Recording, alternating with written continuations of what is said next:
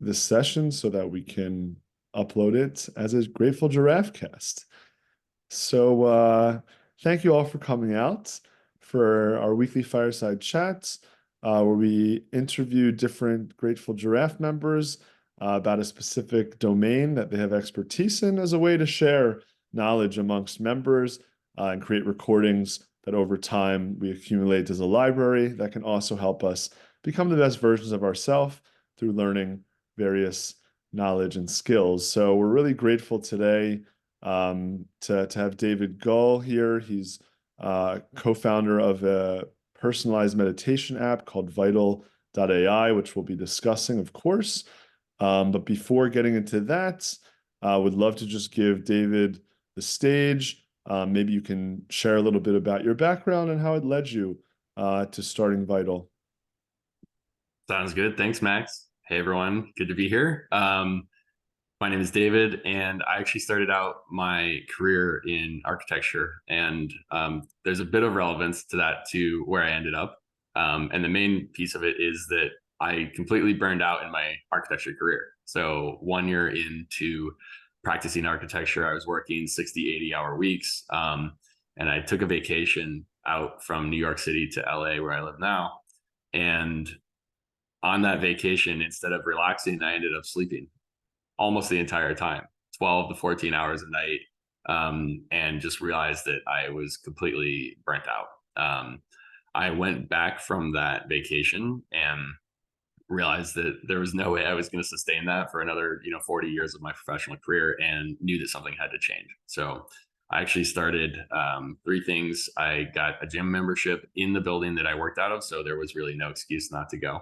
I started the paleo diet to take care of my dietary health. And then I started a meditation practice. And that was about 30 minutes every single day. I would leave on my lunch break, leave the office, and go to a nearby cemetery, which was the only place that I could find peace and privacy, and ironically, sort of a spiritual space, to sit with myself and allow myself to de-stress, to relax, to become aware of what was going on within myself. And so that's the origin of my meditation practice. So through breakdowns come breakthroughs. In that case, it was really reconnecting with myself and listening to my body and what I needed.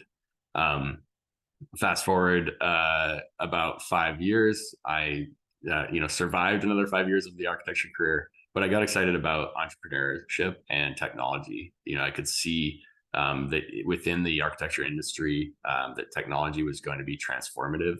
And I joined a real estate startup that was working on generative design for the real estate industry. So before it was called AI, we were doing generative products for the real estate industry, and I loved what I was doing. It was really exciting to be working in the tech space, building and shipping products at a rate that you can't really build and ship buildings. And so I kind of fell in love with the tech side of things. That company was acquired by a large brokerage firm, CBRE. And I then founded my own company. We brought the first virtual reality tours into the real estate industry. So really at the bleeding edge of what the technology could do is where I've lived. And after selling Outer Realm last year, I took a step back and looked at the things that had been meaningful to me in my life, and decided that the next business that I started had to be a little more purpose driven, a little more meaningful, and a little more close to my heart in terms of where I'd come from. And that's Vital. So if you like, Max, I can pause there for any questions or dive a little bit into what we're up to at Vital. Yeah, maybe just you can tell us what was the inspiration for developing this product, and what's kind of the vision and mission, and then maybe we'll even get to try it out. Awesome. Yeah. So really, the way that I think about tech and entrepreneurship is what is something new that technology has unlocked that wasn't possible before. And that's really what we looked at with Vital. As I said, I was passionate about meditation, interested in it, but realized that there probably could be better ways to deliver really great meditation experiences to individuals Calm and Headspace were both platforms that I had used for years. But at this point in time, they're 13 years old, right? And so certainly something has changed. Those apps did a really great job of like packaging up audio clips and making them easy to access through your smartphone, right? Like that was the innovation, was how do we bring meditation to the smartphone? But in the recent years, as I'm sure folks here have mostly played with AI by now, but we were playing with AI before ChatGPT came out, and realized that basically the big unlock of large language models is personalization, right? The ability to get highly specific written content based on whatever your burning questions are, your burning needs, burning desires were. And we realized that that could be used to author meditation scripts that were specific to the person that was going to do the meditation. So if the way that we think about Calm and Headspace is, if you create a recorded meditation that has to resonate with the millions of people that download that app, it's really going to resonate with no one fully, because it has to be sort of generic. And the unlock that we realized in experimenting with ChatGPT was that we could now create meditation scripts for every single person in the world, in an instant. And then the second unlock was hearing a podcast with Elon Musk and Joe Rogan. And I was listening to it and then reading the description that it was actually not them. It was AI synthetic voices of them. And both of those men have distinct voices, and I was blown away by the quality of the voice clone. And that was kind of the aha moment of, okay, we combine this personalization from ChatGPT with these really high quality synthetic voices, and essentially deliver perfect audio guided meditations to every single person on the planet. That was the big unlock. Well, some say seeing is believing, but I think in this case, seeing and hearing is believing. So I'd love for you to take over the screen for a sec. I'm going to remove myself. All right, sounds good. So everyone, just what I'm going to do is I put in a custom prompt here, and this is just to make sure that everyone understands how none of this was created in advance. This is all generated by AI in real time. So it just says, welcome today's attendees to the Grateful Giraffe Fireside Chat with David and Max. Help everyone feel grateful for this community and the beautiful day they have ahead of them. I have a few choices for the voices. These are all voice clones of real world coaches, and the length of session and the language can all be customized. So I'm going to make sure this shares the sound, and go ahead and welcome everyone to just kind of close their eyes and enjoy. This will be short, a 5-minute meditation on Vital.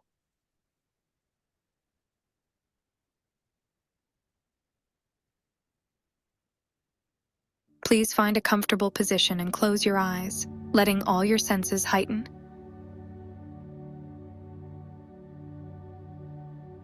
Today's meditation will focus on expressing gratitude for our community and embracing the beautiful journey of the day ahead, using the technique of visualization. Remember, gratitude is not just acknowledging the good, but also finding beauty in the smallest of things.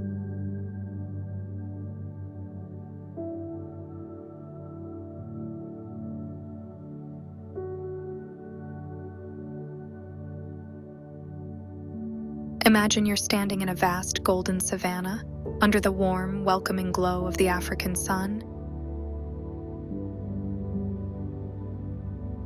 A gentle breeze whispers through the tall grasses, carrying with it stories of the earth and its countless blessings. Now visualize a herd of graceful giraffes, their long necks stretched towards the sky, embodying the spirit of our community. Each giraffe represents a member of our Grateful Giraffes Fireside Chat, including David and Max. See how they stand tall, yet harmoniously together, reflecting our unity and individual strengths.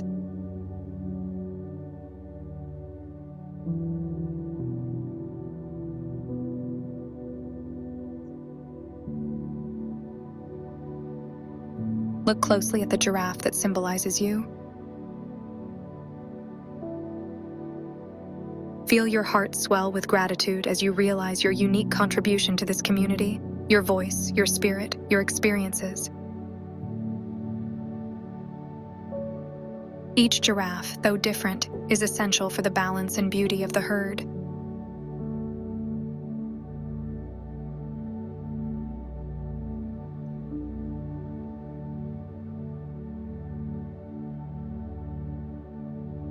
Now let the sun gently set, painting the sky with hues of orange and pink. As a cool blanket of stars covers the savanna, visualize a cozy fireside chat. See the fire flickering, casting a warm golden glow on everyone. Feel the sense of unity, the shared laughter, the exchanges of wisdom, and the love that makes our community truly special.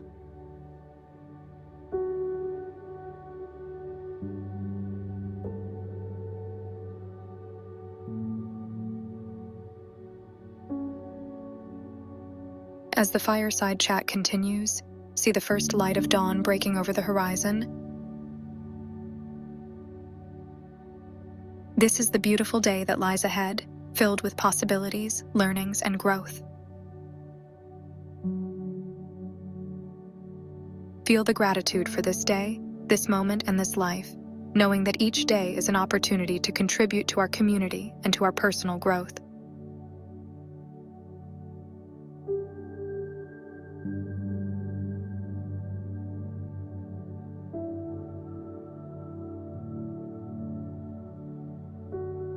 As the dawn unfolds, see yourself standing tall, just like the giraffe, ready to embrace the day, grateful for each moment.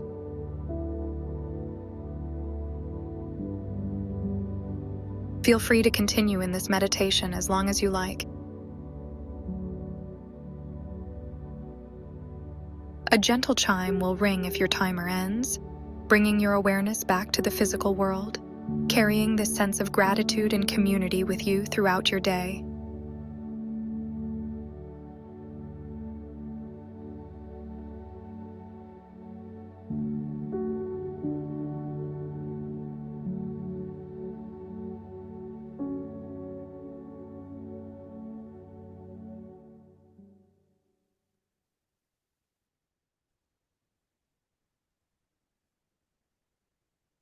Hey, welcome back, everyone. Welcome back from the savannah. And so, yeah, I think I hope it comes through, that none of that was created in advance. It was all created in about 5 seconds. And so that helps you, I think, understand the power of this level of personalization and what that means for the individual to have access to personalized content. So I think that's really the where we could sort of transition, Max, is to just talking about some of the things that we were excited about with AI, whether it's specific to Vital or just the general landscape and questions that people might have.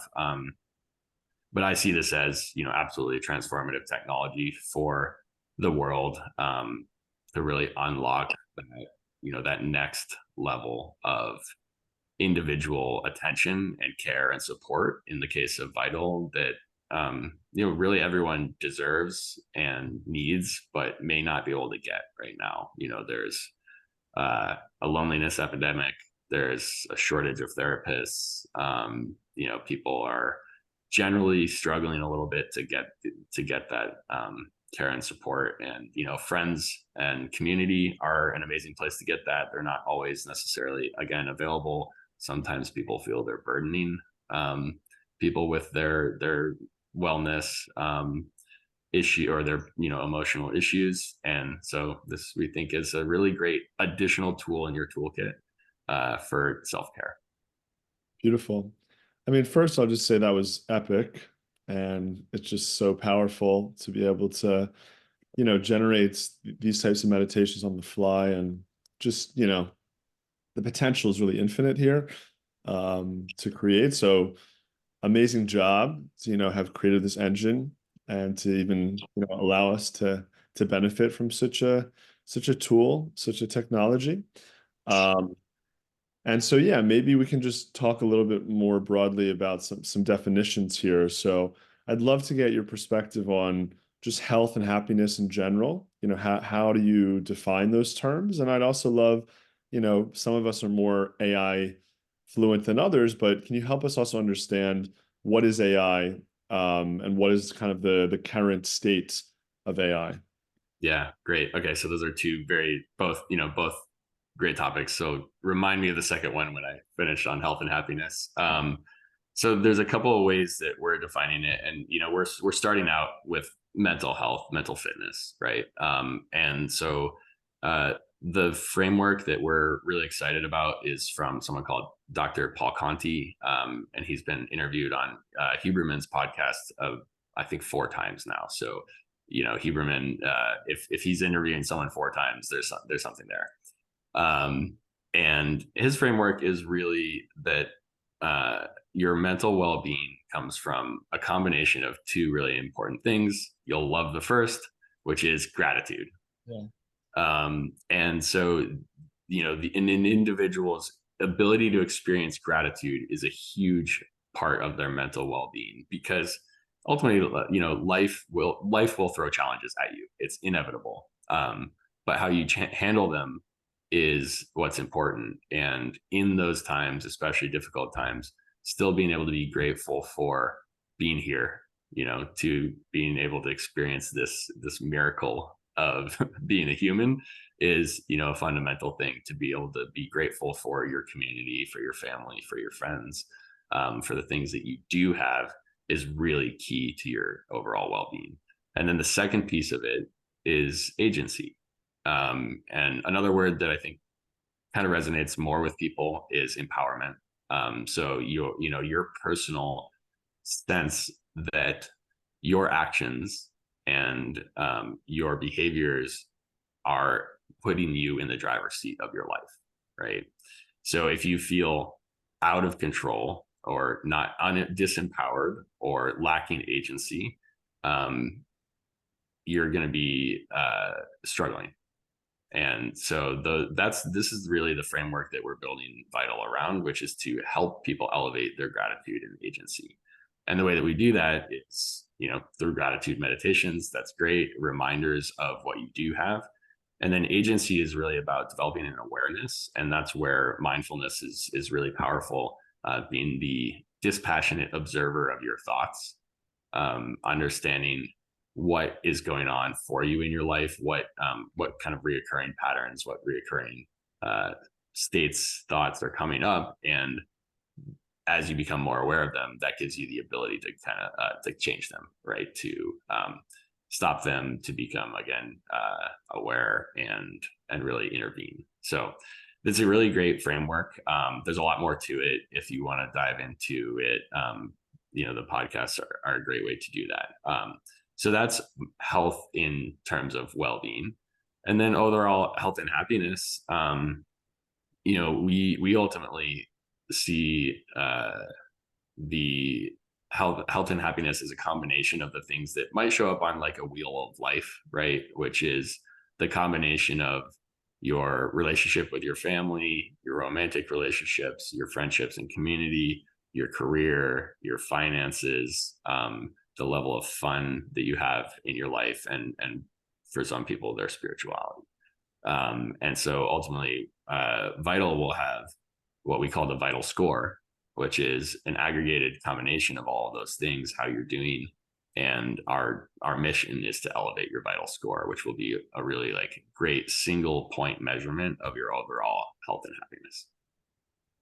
Beautiful. So let's transition maybe into AI and just what is it? What's happening there? What's coming? Help us understand kind of the state of the art and what we should be thinking about. Yeah. So we obviously hear a lot about AI now, and this sounds cheeky, but what it is in the name. It's artificial intelligence. So it's something that sort of simulates the way that a mind works, or a human brain works, to create intelligence of some kind. And that can be in multiple different ways. The AI that everyone's talking about now is large language models, and that's essentially the ability for a machine to simulate human language. And one thing I like to remind people, because sometimes they'll come into Vital and go, well, I don't really want to be coached by AI. It's kind of cool to reframe it as AI being the collective knowledge of human intelligence, because these AI models are basically trained on billions and trillions of words written by humans, right? So it's not really artificial intelligence. It's just human intelligence run through a machine to deliver that knowledge to you individually.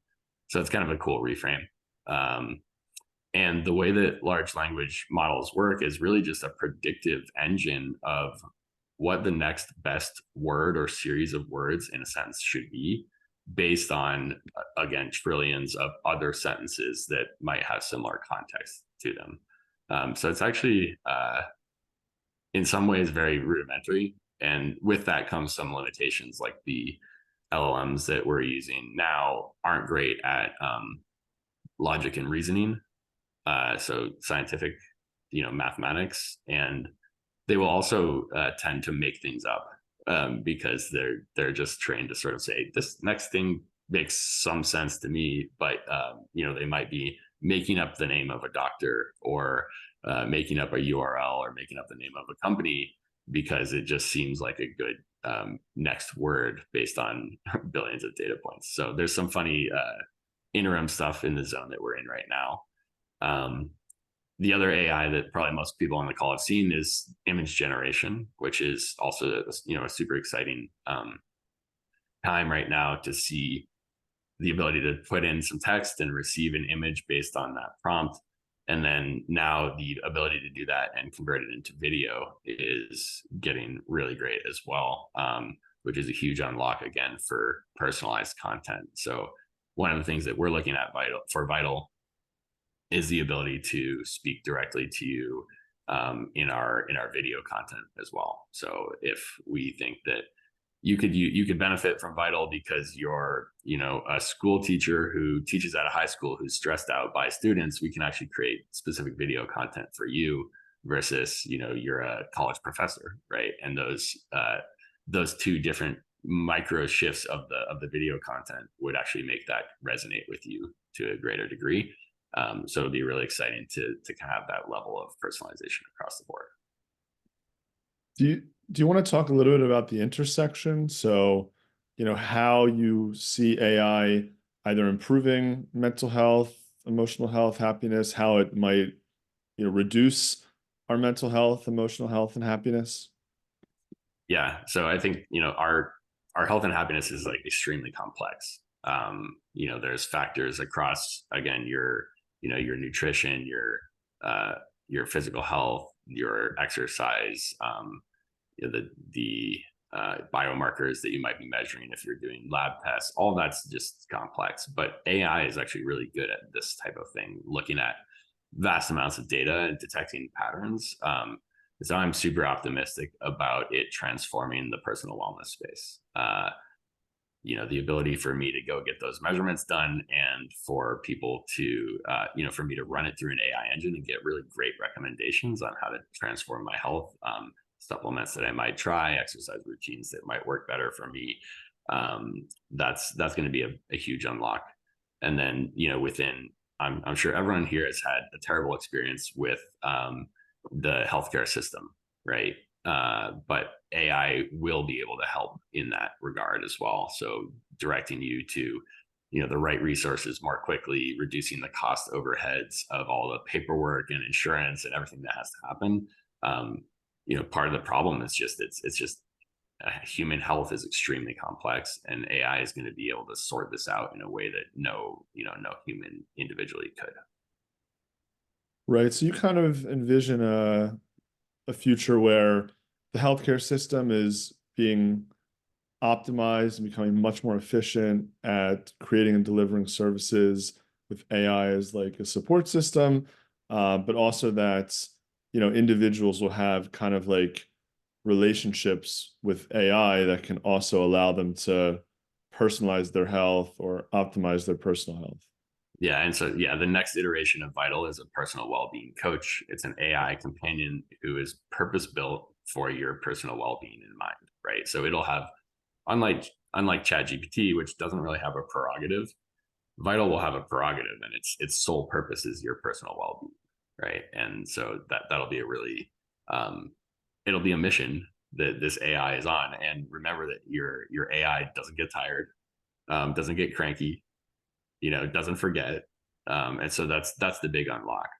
On the flip side, to the concern that you sort of expressed, there is a risk of people spending more time with their AI and less time with humans, and community. And so, we think it's important to make sure that that is not the case. We're actually really excited about the concept of Vital, as it gets to know you, making incredible introductions to other people on the platform that it can tell you'd get along with, right? Whether it's that you've gone through similar life experiences and you can relate on something, that you lived nearby and that you share common interests, right? So sort of a common ground method. And there's also a lot of evidence around group therapy. So being in a setting where you can relate to something that someone else has gone through. So Vital will be able to put people into groups where they can talk about whatever's going on in their life that's important to them. I love that vision. I think it's a positive vision for the future. Now, maybe a little bit more about the relationship between just like professionals in this health and wellness world and AI. Like how can professionals use AI to enhance themselves, and what jobs are at risk? What do you see kind of AI going to replace? Yeah, just help us understand kind of where this is going as it relates to humans and professionals in this industry. Yeah. Yeah. So there's going to still be like so many necessary human touch points, that what I'm actually excited about is like the 10x factor on people. So if you're a healthcare professional, and you spend too much of your time today on emails or writing scripts or taking notes, and all of that gets faster, you're unlocked to really to be empowered to do your highest value action, which is probably still the conversation that you have with a patient, for example. Right now, again, knocking on big healthcare, you go in and you might go in for an appointment with a doctor. You'll sit in the waiting room for the first 15 minutes. You'll be shown by someone into a room. You'll sit there for 15 minutes. The doctor that you're there to meet will come in, read a clipboard, ask you like 3 or 4 questions, and then leave. And that's like the interaction that you have with your doctor. Part of the problem is how much time they're spending doing these other activities. So if those activities are freed up by AI, then they can actually now spend 15 minutes, 20 minutes, or 30 minutes with you as the patient, which is really where their expertise should shine. I think it'll actually be a really big unlock. Right. And I guess with like telemedicine, shouldn't we expect that there will be a way virtually for an AI to provide primary care, and you won't actually need, like to go into a doctor's office and have to speak to a human, and then basically everyone could get a checkup at the cost of computation, at scale? Like, is that Yes. common? Obviously, there's a lot of red tape that has to be unlocked for that. There's a company called Forward that just kind of announced their first doctorless doctor's office. Right. So if anyone wants to just kind of look that up, and there's some, rendering concepts of that. So it's definitely coming. My sense is that'll be narrow use cases, right? And good examples of that would be, maybe you can go there, do a finger prick, get your blood tested, and maybe get a quick analysis of that, and be prescribed, a supplement or a prescription. So that's definitely possible. Lots of the other stuff I think will still require long-term doctor intervention. We had a chance to speak with Mustafa Suleiman, who's the CEO of Inflection AI, which has a product called Hey Pi. And as a preeminent thinker in the space, he thinks that we'll have elite therapists in AI within 5 years. And so, the ability for an AI to have a really deep conversation with you, all the nuance that goes into therapy conversations, he thinks will be unlocked within 5 years. And I think that's, a testament to how quickly this space is moving, and it's moving faster than any technology has ever moved. And, if you're also watching the news about OpenAI and some of the leadership changes, I think what's sort of hidden within that is really just the stakes that are at play here. People realize this is very high stakes. There's a lot of opportunity, some risk as well if things go wrong. And so it's just like fascinating to watch the whole industry evolve. Could you talk about what could go wrong? For sure. Yeah. So there's all of the big LLMs have at this point been in the White House, gone through a large executive order, given their advice on how to regulate the industry. There is a risk of these LLM or just AI getting powerful enough to do things like break encryption and be used by bad actors to, cause havoc. And so there likely will be regulation on these.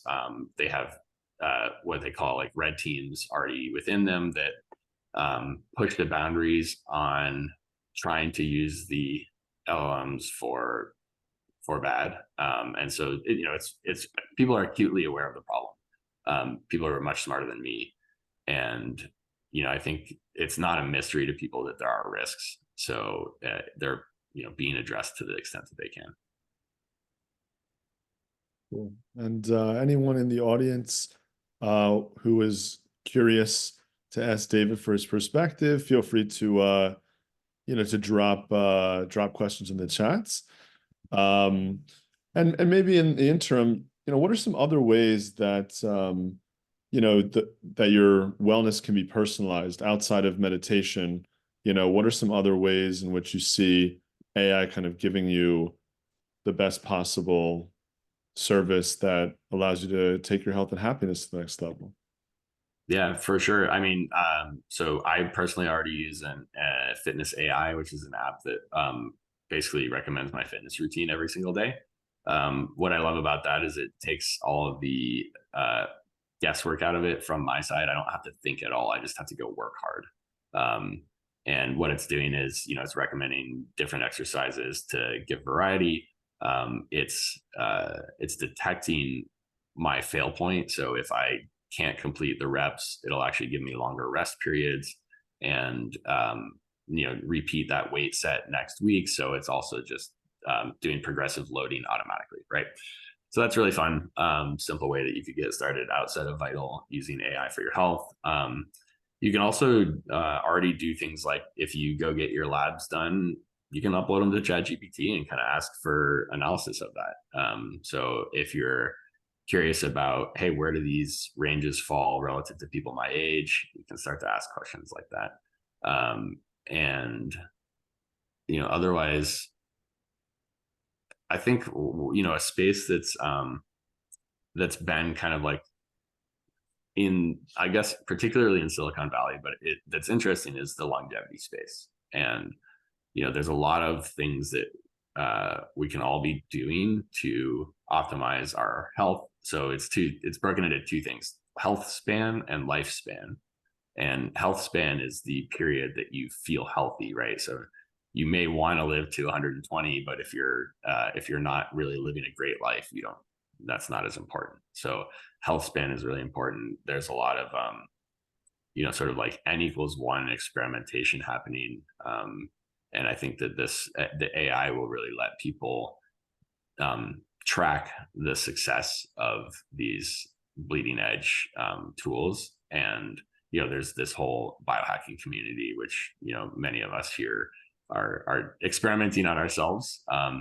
But that experimentation is actually really difficult. And I've done a lot of experimentation, and I haven't done a great job of using data to validate whether or not something is working.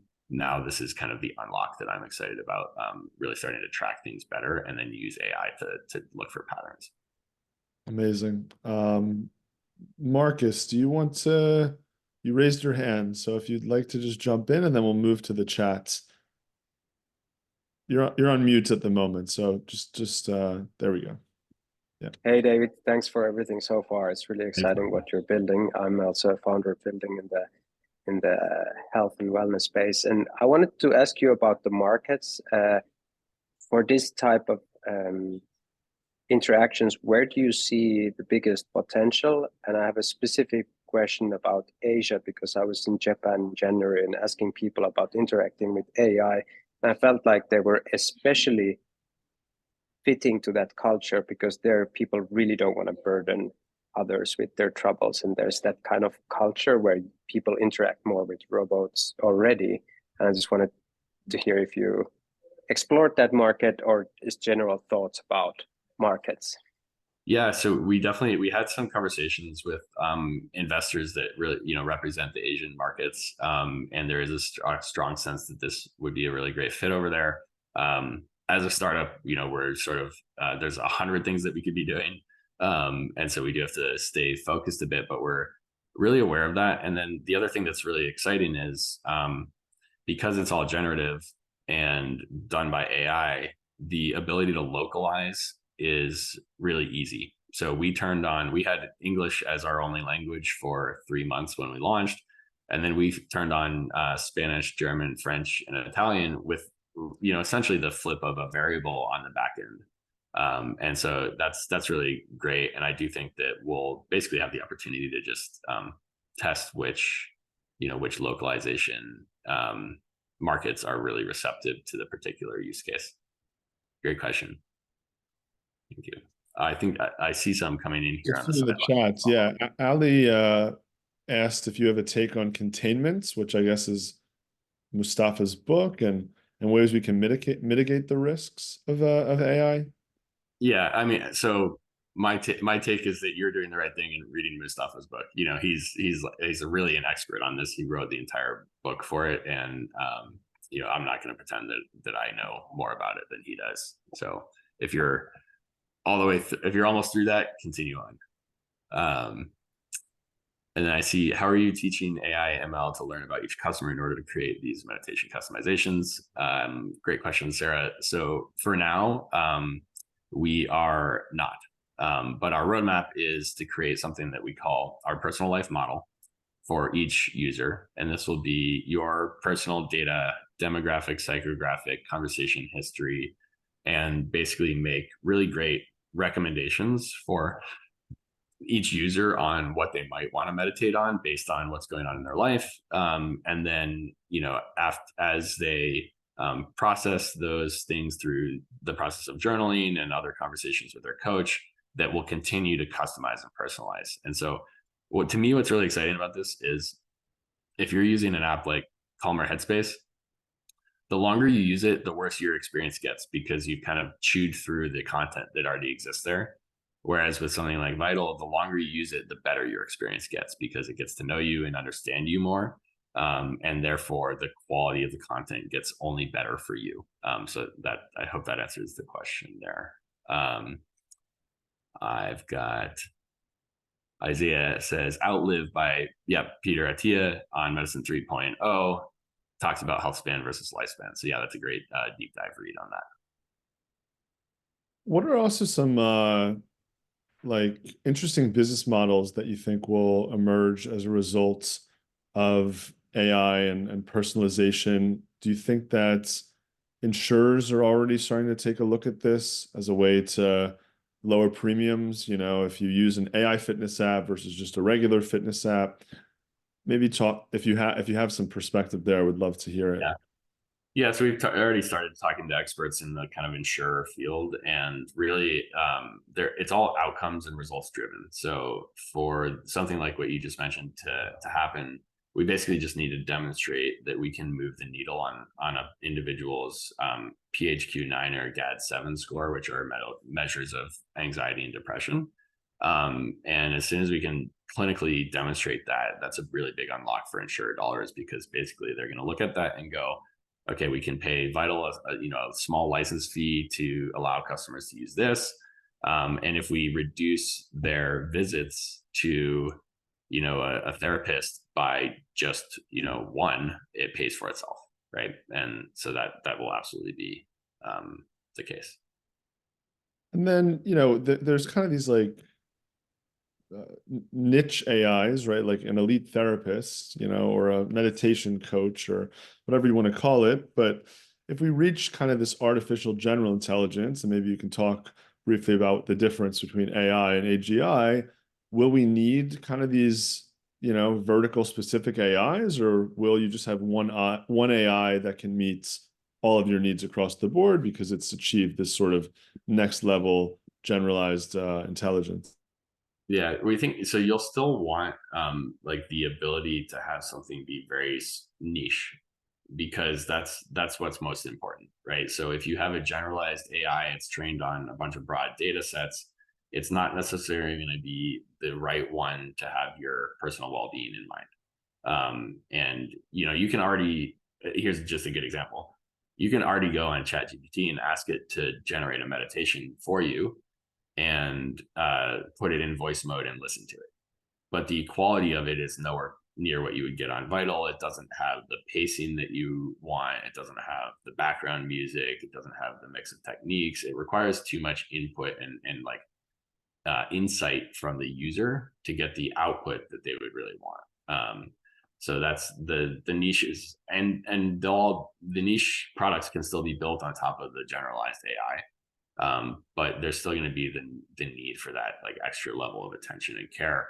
And then definitely the stuff that I just mentioned, which is the generalized AI won't go through the process of doing clinical trials for the meditation effects on GAD-7 and PHQ-9 that insurers would then pay for, right? So you still need an entity that has the responsibility and the prerogative and the mission to create a product that is really helping your personal well-being, versus just kind of asking an AGI to, it'd be kind of like wandering around on the street and finding someone who seems super smart and then asking them to be your health coach.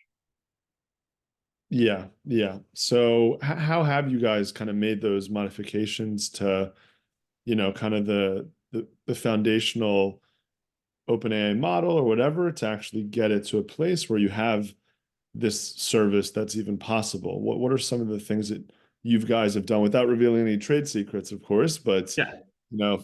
just a general understanding of how you guys have taken that foundation and taken it to this service? So if people are familiar with the term prompt engineering, that's really what we're doing, which is like really great instructions to ChatGPT based on our knowledge and our expertise of what constructs a really high quality meditation. And so we're basically telling it what to do and what not to do. That'll be the trade secret. And within that framework, we get really reliable, high quality results, right? Mm-hmm. And that was from hundreds of hours of experimentation and prompting to make sure that we were getting the results that we wanted. Yeah. And from there, we then do a bunch of variables around delaying spacing out the way that the words and the paragraphs and everything are read to you to pace it appropriately for the time that you select. The length of the script has to be appropriate for the time that you select. So all these things have to be defined. And that's like that level of attention and care that an automated, AI wouldn't have. And then in terms of like the learning process, so, when you first started, it would spit out, this script. And then, how do you annotate it in a way to let the AI know, hey, we would have preferred this word choice, or we would have preferred this language, or we would have preferred this or that. And then it just kind of like Do you do another run on Yeah. that? It's iterative. Yeah, exactly. It's like, oh, that wasn't really the result we wanted. How could I tell it like I would tell a human to do it slightly differently? So it's, imagine that you're a meditation teacher and you have a newcomer and you're teaching them how to deliver meditations. You would just give them that feedback loop. So it's actually kind of very similar. And you do that in natural language, and then the AI just gets better according to your, Better instructions. Yeah.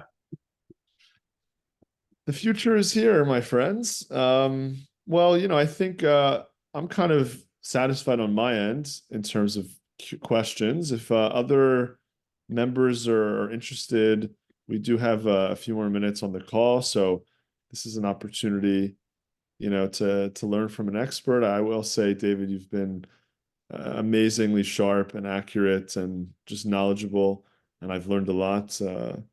Just kind of from hearing your perspective. So very, very grateful to have it. Any other thoughts, questions, concerns, comments?